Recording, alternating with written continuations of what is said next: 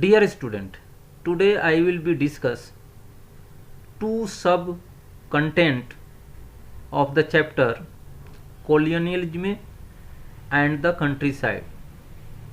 First, why Santhals rebelled against British rule, and second, the anger of the riots against moneylenders in the area Deccan. By 1832, a large area of land was demarcated as Damin-e-Koh. This was declared to be the land of Santhals. Santhal settlements now expanded rapidly. Forests were rapidly cleared for agricultural work. As cultivation expanded, the company got more revenue. The land grant to the Santhal stipulated that at least 1/10 of the area was to be cleared and cultivated within the first 10 years. The territory was surveyed and mapped. Santhal myths and songs of the 19th century refer very frequently to a long history of travel. They represent the Santhal past as one of continuous mobility, a tireless search for a place of settle. Here in the Damin-e-Koh, their journey seemed to have come to an end. But the Santhals gradually became dissatisfied. They found they were not getting their due and were being exploited. The State was levying heavy taxes on them. Moneylenders charged them high rates of interest and took over their land when they were unable to pay. Jamindars also had begun to increase their hold over their area. Thus, they revolted against the exploitations of the Jamindar, moneylenders, and the state. After the revolt of British created the Santhal Pargana from the district of Bhagalpur and Birbhum. It was believed that the certain of new state and passing of special laws for their protection could consolidate the Santhals. संथालों को अस्थायी कृषि के लिए राजमहल की पहाड़ियों में दामिन-ए-कोह नाम से भूमि दी गई। वे एक जगह अस्थायी रूप से बस गए थे और बाजार के लिए कई प्रकार की वाणिज्यिक फसलों की खेती भी करने लगे थे। वे व्यापारियों तथा साहूकारों के साथ लेन देन भी करने लगे थे, परंतु उन्हें शीघ्र ही इस बात का आभास हो गया कि उन्होंने जिस भूमि पर खेती करनी शुरू की थी, अब वो धीरे धीरे उनके हाथ से निकलती जा रही है। इसके कई कारण थे, जिसमें कुछ प्रमुख हैं। संथालों ने जिस जमीन को साफ करके खेती शुरू की, उस पर सरकार भारी कर लगा रही थी। साहूकार, जिन्हें वो दीकू के नाम से पुकारते थे, उनके ऋण पर बहुत ऊंची दर पर ब्याज लेने लगे। ऋण न चुका पाने की स्थिति में उनकी जमीन पर कब्जा करना शुरू कर दिया। जमींदार लोग दामिन प्रदेश पर अपने नियंत्रण का दावा करने लगे। इस पृष्ठभूमि में 1850 के दशक में संथाल लोग यह अनुभव करने लगे कि अपने लिए एक आदर्श संसार का निर्माण करने के लिए उनका अपना शासन होना आवश्यक है। इस सोच ने ही उन्हें आगे चल करके जमींदारों, साहूकारों और औपनिवेशिक राज्य के विरुद्ध विद्रोह करने के लिए प्रेरित किया। और इस तरह से संथालों ने ब्रिटिश शासकों, जमींदारों और साहूकारों के विरुद्ध विद्रोह किया। Francis Buchanan came to India in 1794. He was a physician and served in the Bengal Medical Service till 1815. He also served as a surgeon to Lord Wellesley, the Governor General of India, for a few years. Buchanan was always inspired by the love of landscape. He had a keen desire to discover the unknown, so he went everywhere, survey planquins, bearers and coolies. The expenses of his travel were made by the East India Company. On his part, Buchanan provided the company all the requisite information. Buchanan was keen observer of things.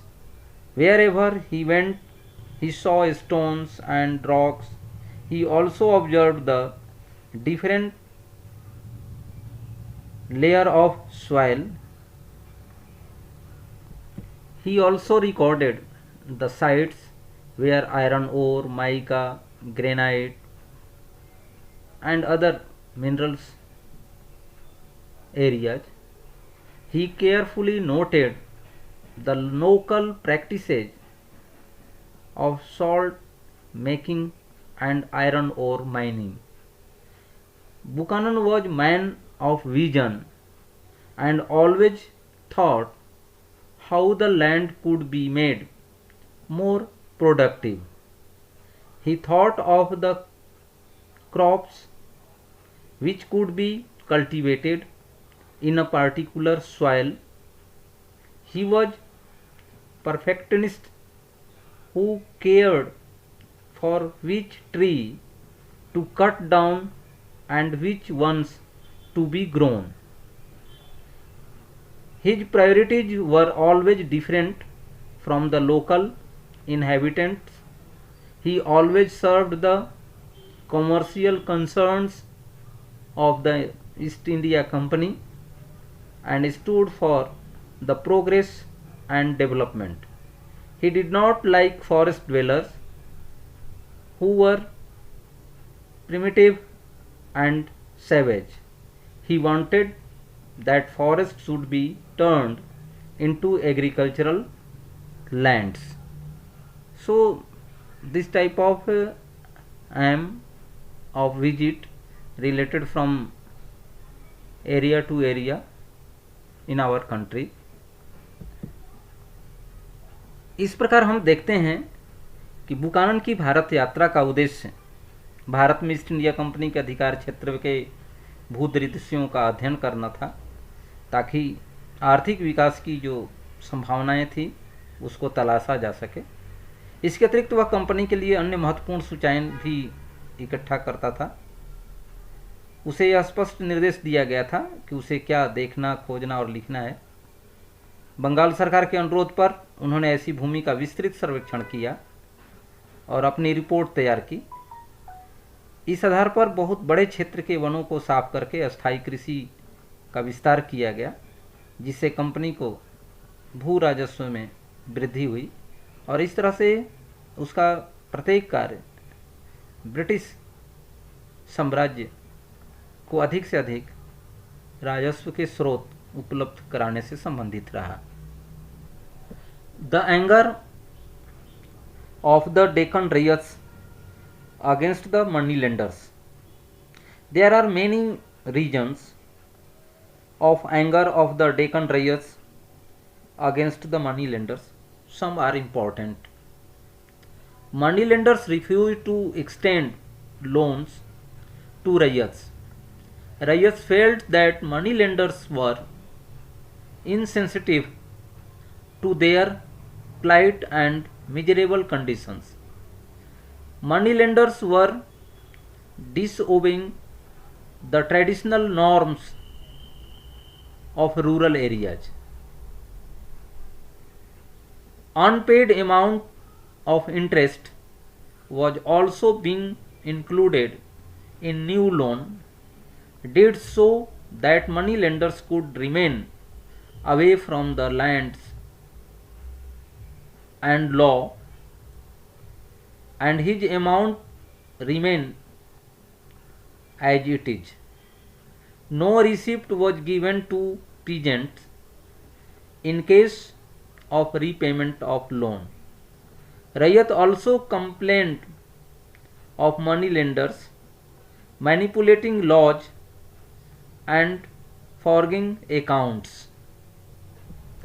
This type of thinking and approach of the money lenders are basic reason the anger of the Deccan Rayas against the money lenders. Deccan में रैयत समुदाय के अंदर साहूकारों के प्रति नाराजगी के कई कारण थे, जिसमें प्रमुख रूप से ऋणदाताओं की रैयतों के प्रति जो बुरा बर्ताव था वो प्रमुख है। ऋणदाता रैयतों को उधार दिया करते थे और उनसे काफ़ी मुनाफा भी कमाया करते थे, पर जब उन्हें लगने लगा कि भारतीय कपास की मांग कम होती जा रही है और रैयत उनका कर्ज नहीं चुका सकते, तो उन्होंने रैयतों को ऋण देने से ही मना करने लगे।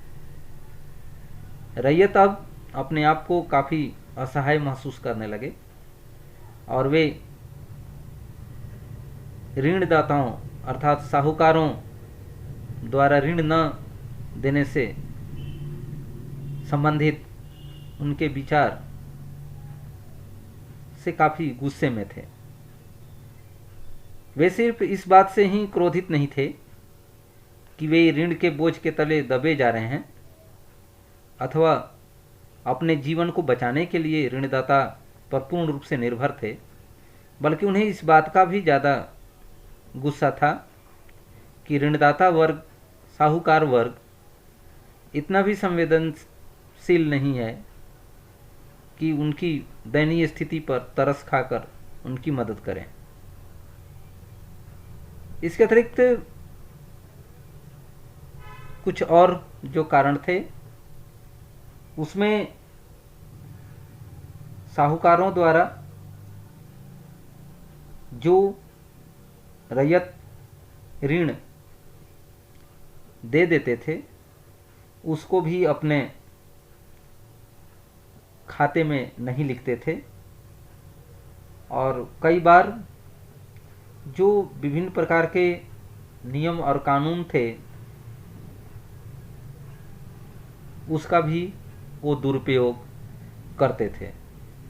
तो ये सब प्रमुख कारण थे जिससे दुखी होकर दक्कन के रैयतों ने, किसानों ने ऋणदाताओं अर्थात साहूकारों के विरुद्ध विद्रोह किया। The movement began at Supa, a large village in Pune district. It was a market center where many shopkeepers and money lenders live. On 12 May 1875, riots from surrounding rural areas gathered and attacked the shopkeepers, demanding their bahi khatas and debt bonds. They burned the khatas, looted grain shops, and in some cases set fire to the houses of sahukars.